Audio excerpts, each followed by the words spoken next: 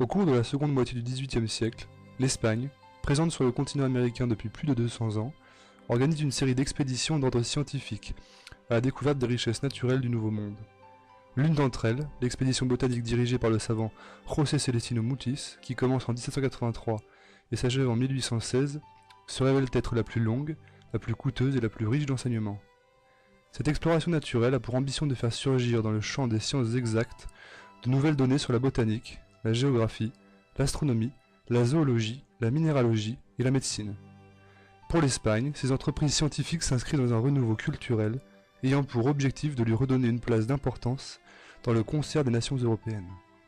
La philosophie du siècle des Lumières accompagnera les explorateurs en Amérique latine et y soulèvera l'esprit indépendantiste.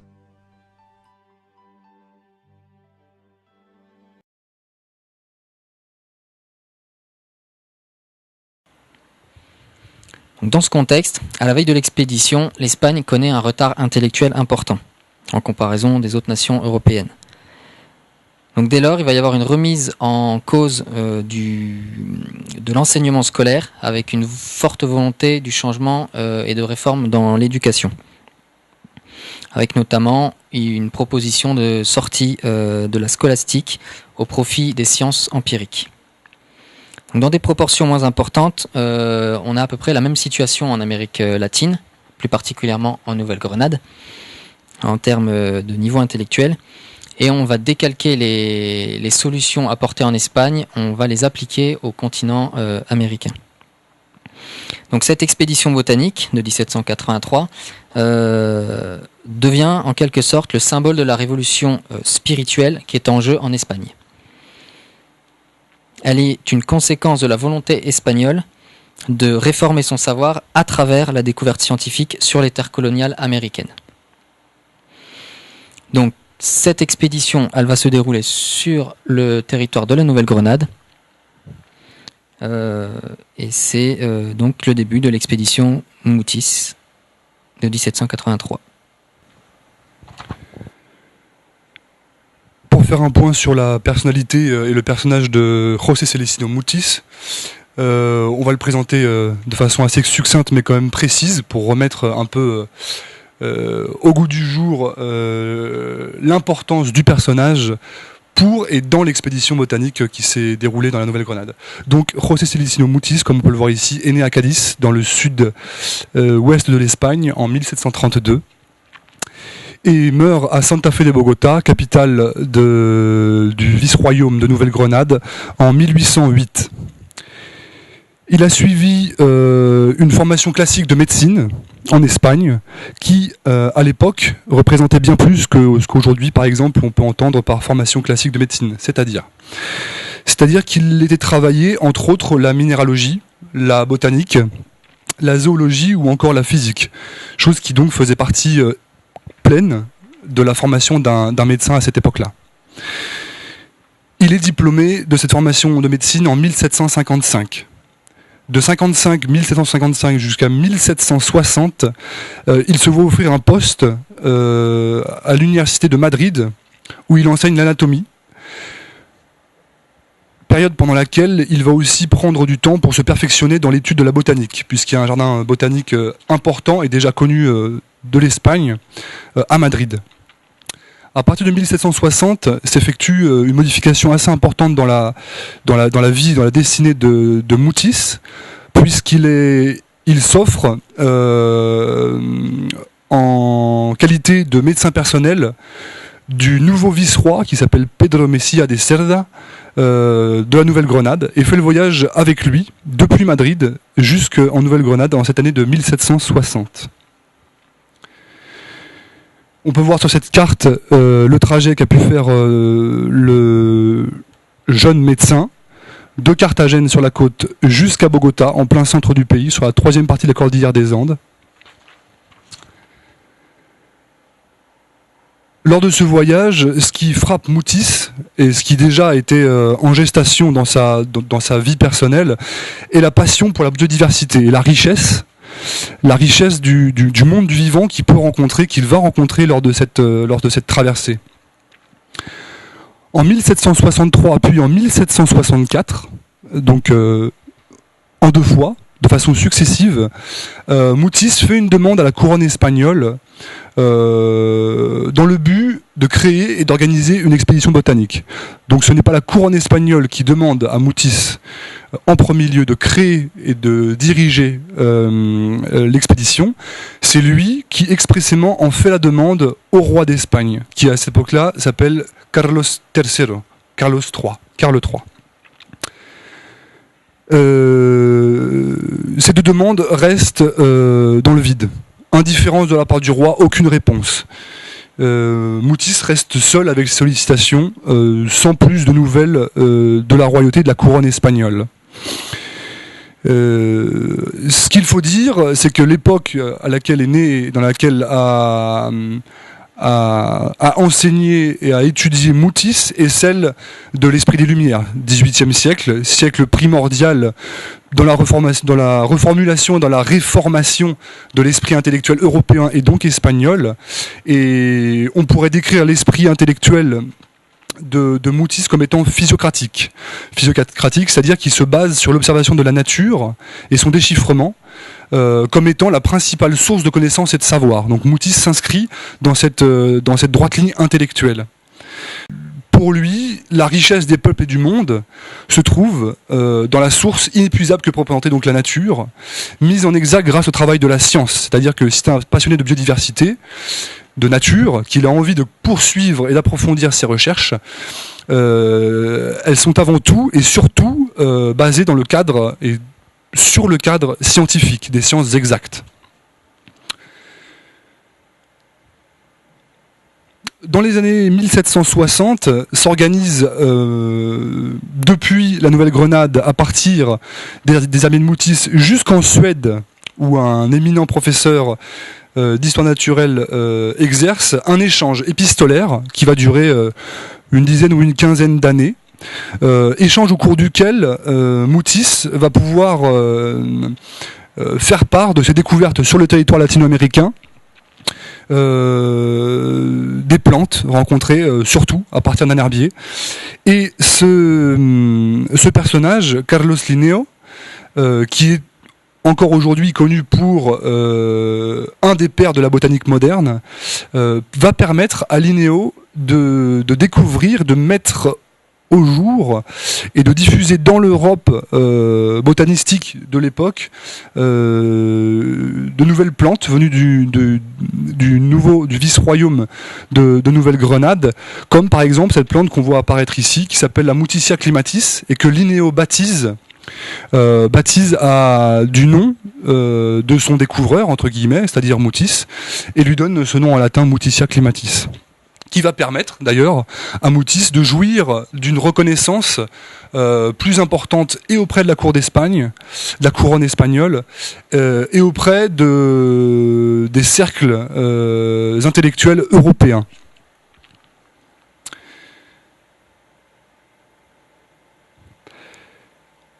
En Nouvelle-Grenade, Mutis travaillait non pas directement sur la botanique, ni même uniquement en qualité de médecin donc du vice-roi. Il travaillait sur les mines, la minéralogie, et s'intéressait à la condition de vie des travailleurs néo-grenadins dans les mines, dans un objectif d'améliorer les conditions de vie de ces derniers par une politique hygiéniste et scientifique pour l'époque. En parallèle, il va aussi se voir offrir différentes chaires d'enseignement, dont une prestigieuse au Colegio del Rosario à Bogota, qui est la première université fondée dans la capitale, qui s'appelait à l'époque Santa Fe. Chaires au cours desquelles, par exemple, il va introduire les mathématiques comme science d'excellence et importante pour l'esprit scientifique, ainsi qu'intégrer pour la première fois sur le sol néo-grenadin l'enseignement des idées de Newton et par exemple de l'héliocentrisme copernicien, qui à l'époque déjà faisait grand bruit auprès de l'Église, mais aussi dans le monde scientifique. Ces éléments mis en avant par Mutis à travers ces deux grands scientifiques qui ont pu être Newton et Copernic, lui vaudront entre autres les foudres des théologiens qui à l'époque, ceux qui étaient mis le plus en avant étaient les théologiens dominicains, ainsi qu'une visite du tribunal de l'Inquisition, qui à l'époque, on le rappelle, est une institution d'une force et d'une férocité redoutable.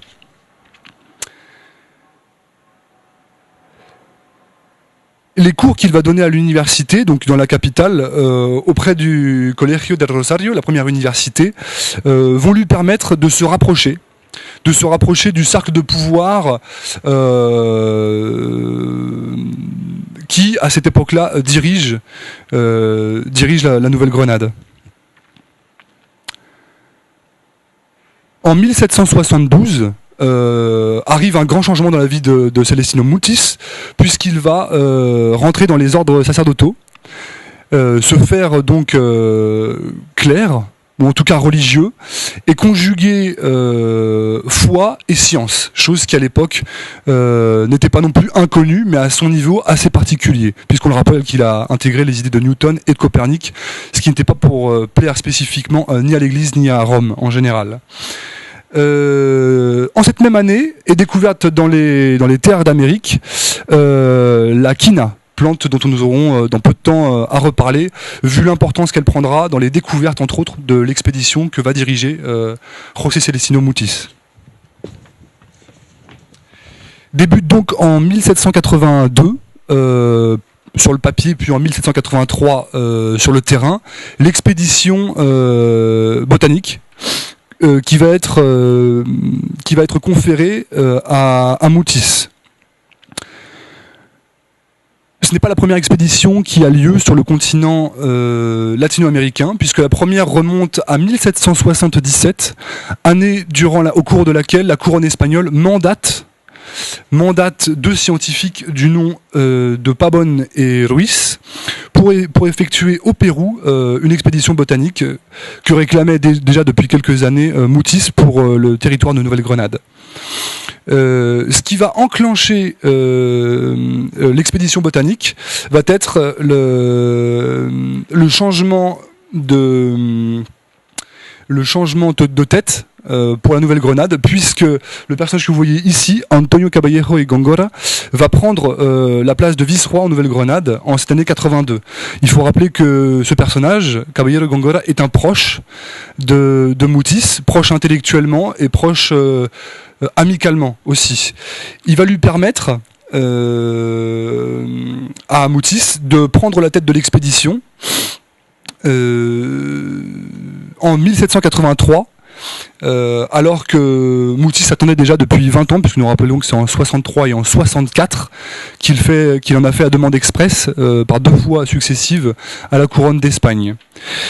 Expliquons rapidement le lien plus précisément qui peut unir ces deux personnages de Caballero y Góngora qui devient vice-roi en 1782 de la Nouvelle-Grenade et le personnage de Mutis.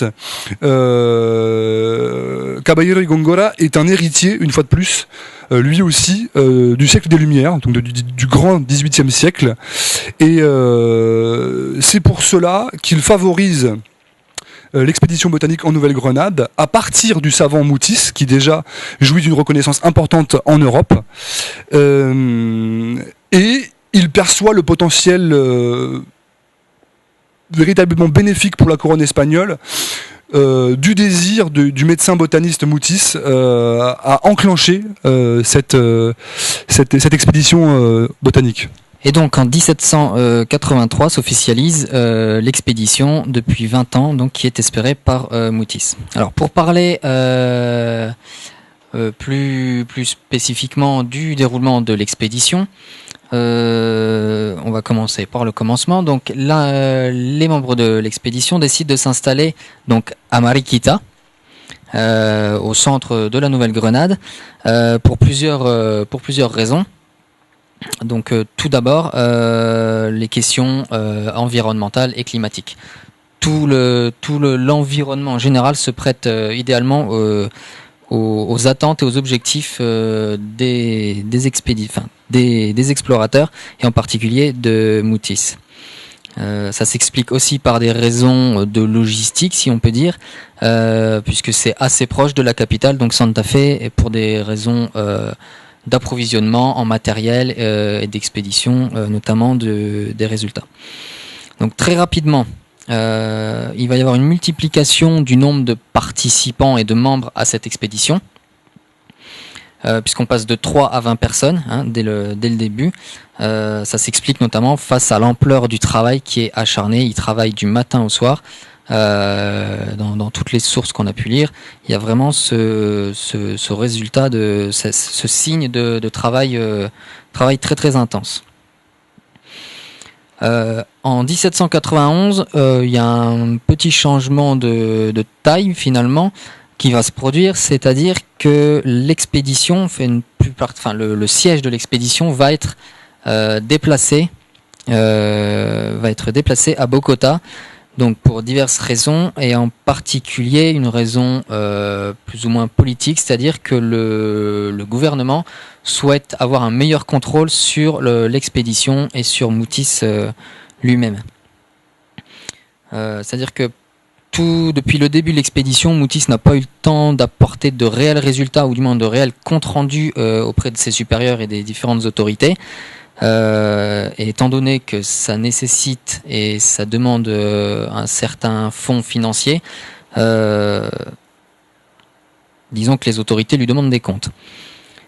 Donc l'expédition est déplacée, le siège de l'expédition est déplacé à Bogota. Ce qui fait craindre notamment à Mutis qu'on mette un terme à cette expédition.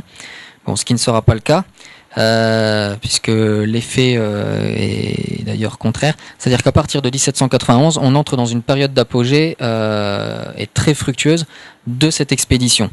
Notamment pour les raisons qu'on a évoquées juste avant. C'est-à-dire qu'il y a une meilleure efficacité et il y a des conditions de travail qui sont optimales, c'est-à-dire qu'on a plus de personnel, plus de matériel, une facilité d'approvisionnement et un meilleur suivi, notamment. Donc à partir de 1794, il y a la mise en place de la première étude de zoologie, sans laquelle l'expédition botanique en elle-même ne serait pas complète. C'est-à-dire qu'il faut une partie zoologique si on veut vraiment remplir les objectifs qui étaient prévus dès le départ de cette expédition. 1802, on a les débuts de la construction de l'Observatoire astronomique d'Amérique, qui est le premier sur le continent américain, qui s'achève en 1803 et à la tête duquel on va placer Francisco José de Caldas, donc qui sera le premier directeur de cet observatoire. Alors l'expédition suit son cours jusqu'à la mort de Mutis en 1808, qui va donc dans son testament, il va léguer la suite et la tête de l'expédition à son neveu Sinforoso Mutis. Donc on arrive dans une période où l'expédition et ses résultats ne sont pas au point mort, mais du moins on connaissent une baisse de régime. On a beaucoup moins de résultats, donc une période beaucoup moins fructueuse. En 1809, sauf Sinforoso Mutis, donc le neveu du premier du nom, va publier l'histoire de la quina et la flore de Bogota. Donc il publie tout ça en 1809. C'est une manière d'achever en quelque sorte la première œuvre de son oncle. Et à partir de cette date, donc 1809, les différents responsables, les différents chefs de cette expédition vont commencer à se réunir de manière clandestine dans l'observatoire astronomique. Ça va être leur lieu de réunion clandestine. Alors, qu'est-ce qui va se passer dans ces réunions ? Ils vont discuter et échanger leurs idées politiques quant à la question indépendantiste. Ce qui va finalement mûrir, se travailler et apporter ses fruits, puisqu'en 1810, ça va être l'indépendance de la Colombie et la fin de l'entreprise, du moins officieuse, la fin de l'entreprise de l'expédition en Nouvelle-Grenade, puisqu'il n'y a plus de fonds alloués par l'Espagne à ce nouveau territoire. C'est alors, en 1810, lors de l'indépendance de la Nouvelle-Grenade, que pour la première fois, après 27 ans de travail, l'expédition botanique s'arrête. La Constitution de 1811 submerge la nation dans une profonde crise économique et dans une guerre civile qui affaiblira le pays et qui permettra à l'Espagne la reconquête du territoire en 1815. C'est donc en 1815 que les anciens membres de l'expédition botanique ont été arrêtés. Et en 1816, Francisco José de Caldas et Jorge Tadeo Lozano sont fusillés à Santa Fe de Bogotá. Mutis, Sinforoso Mutis, neveu de José Celestino Mutis, et Matisse, l'ancien peintre de l'expédition, sont obligés de partir en direction de l'ancien siège de l'expédition botanique pour récupérer tout le matériel et pour l'envoyer en Espagne. C'est donc 1816 la fin officielle de l'expédition botanique sur le territoire latino-américain. Cependant, en 1816, plusieurs découvertes et plusieurs apports de l'expédition botanique s'avaient déjà implantés sur la communauté scientifique et sur les avancées dans les territoires. L'expédition botanique est une énorme production riche dans tout le champ de la recherche. Environ 6000 planches d'illustration des plantes et d'animaux ont été créées de façon très précise, scientifique et de façon artistique lors de l'expédition botanique. La constitution d'un herbier de plus de 20 000 plantes, fruits, graines, différents types, variétés de bois et épices font partie également de l'expédition botanique. L'une des découvertes également importantes lors de l'expédition, c'est l'usage des colorants naturels à partir de plantes pour l'illustration même des fiches scientifiques de l'expédition botanique. C'est lors de l'expédition botanique que les premières études en météorologie se font dans les territoires de la Nouvelle-Grenade. Mutis utilise le baromètre pour créer une classification des plantes en fonction de la pression atmosphérique, ça veut dire de l'altitude. C'est l'étude de la quine, l'une des plus importantes études réalisées par Mutis, auquel a dédié un ouvrage entier sur l'étude de la quine. La quine étant un des éléments de la médecine de cette époque-là les plus importants, qui a été utilisé comme remède lors de l'expédition même, comme pour apaiser ou pour aider contre les fièvres des zones tropicales, est utilisé également comme un antiseptique, atténue les effets de la peste, apaise l'éruption de la variole.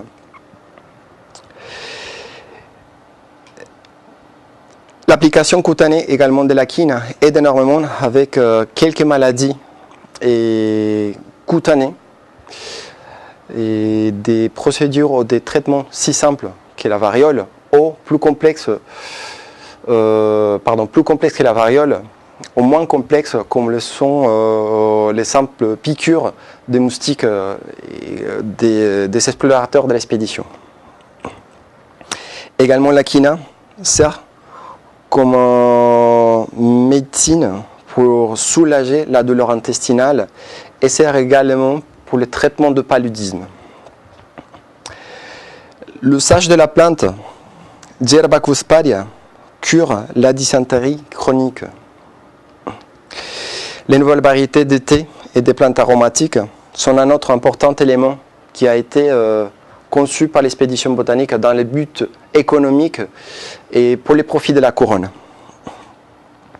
L'extraction d'huiles essentielles à partir de plantes comme le copain, la canimée, la maria sont utilisées comme bons médicinaux également pour les maladies notamment cutanées. C'est lors de l'expédition botanique qui s'est créé les premières cartes en relief de la Nouvelle-Grenade. Ces cartes ont été utilisées dans les zones où les explorations avaient lieu à ce moment-là. C'est donc aussi l'étude sur la homéopathie, un des plus importants apports de l'expédition botanique de Moutis à la science contemporaine. L'étude de l'immunologie des maladies tropicales, c'est un d'autres éléments d'apport important de l'expédition botanique. L'étude des différents types de bois utilisés pour la réparation, la construction et les transports des liquides, éléments importants qui trouvaient une nouvelle qualité en fonction des porosités, dureté, résistance qui n'existaient pas en Europe. La technification de l'extraction de l'eau de vie de la canne à sucre, appelée couramment et actuellement encore aguardiente, a été utilisée comme une médecine qui aide à la circulation du sang, une boisson spiritueuse vivifiante et qui est utilisée avec modération et permet une digestion plus facile. Également, l'extraction de l'alcool à partir de la technification de l'eau de vie des cannes à sucre a été utilisée dans la chirurgie de l'époque. Actuellement, l'aguardiente, par exemple, c'est l'une des sources très importantes de l'économie locale colombienne comme source des bénéfices économiques et qui s'importe et qui se distribue encore dans le monde entier. Moutis également demande à la couronne espagnole la mise en place d'un laboratoire de chimie. Ce laboratoire sera utilisé pour la pharmacologie, la zoologie et les premiers tests cliniques sur les animaux. Donc, ce sont les premières études faites sur la vétérinaire sur le territoire de la Nouvelle-Grenade. Comme on peut constater donc, l'expédition botanique a apporté et apporte encore des énormes données scientifiques à la communauté basées sur la botanique au milieu d'une époque d'illustration. C'est donc l'expédition botanique également les projets les plus importants scientifiques conçus dans la Nouvelle-Grenade. Et c'est un travail qui, même après 225 ans, sûrement aura encore une suite. Au-delà des apports scientifiques, l'expédition botanique s'est révélée être un fabuleux laboratoire de l'esprit des Lumières. La plupart des membres éminents de l'expédition contribuèrent à l'indépendance de la Nouvelle-Grenade. Épris d'un esprit scientifique moderne, les explorateurs surent allier science et conscience politique à la veille de la libération de l'Amérique. Le renouveau intellectuel voulu par l'Espagne entraîna la libéralisation des élites néo-grenadines au-delà des aspirations péninsulaires. À l'heure où les idéaux révolutionnaires se propagent largement en Europe, la couronne espagnole fait alors face à l'aporie suivante: développer la science et circonscrire les idées libertaires. Pourtant, l'alchimie prendra aux grandes dames de Madrid. L'expédition botanique est un symbole de la marche inexorable vers l'émancipation des nations latino-américaines. José Celestino Mutis, à travers son engagement perpétuel pour l'enseignement massif des sciences exactes en Nouvelle-Grenade, fait figure d'égérie dans l'histoire colombienne. Savant parti d'Europe, il diffusera la philosophie des Lumières auprès des futures élites créoles.